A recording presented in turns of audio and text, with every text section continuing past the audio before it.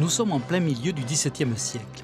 Pierre-Paul Riquet est un fermier général, riche mais roturier. Son rêve, c'est d'être anobli. Et pour cela, il faut se faire remarquer par la cour, par le roi. Alors, il a une idée de génie.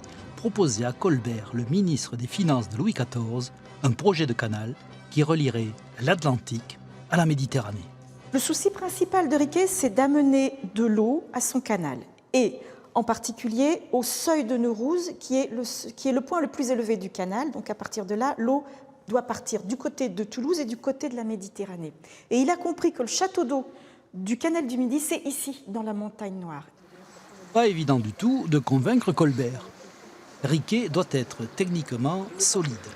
Alors, dès 1651, sa vaste propriété de Bon Repos devient, sur 2 hectares, le laboratoire champêtre de ses expériences hydrauliques.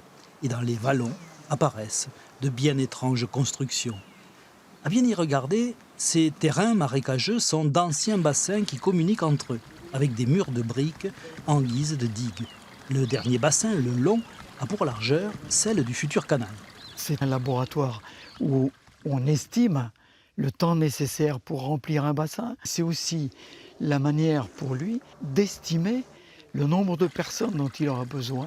C'est pour lui le moyen d'établir un devis, puisque bien sûr, il sera dans l'obligation de présenter à Colbert un devis qui soit assez sérieux.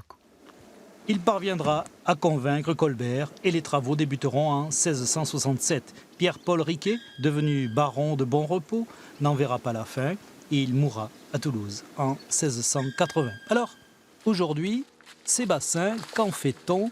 Le maire de Bon Repos Riquet a son projet. L'idée, quand les visiteurs vont venir découvrir le site, c'est qu'ils voient les bassins en eau. Aujourd'hui, c'est vrai que c'est un petit peu frustrant. Si on n'a pas de guide, c'est un peu compliqué de comprendre le fonctionnement de ces bassins d'essai. Donc, prochaine priorité, les remettre en eau. Mais ça veut dire des financements importants à trouver. C'est en millions d'euros. Je crois que c'est plus que le million d'euros. Déjà positionné dans le loto du patrimoine en 2018, Bon Repos Riquet pourrait être dans les 19 premiers lauréats en 2019. Avec ses subventions, le laboratoire hydraulique de Riquet serait alors préservé.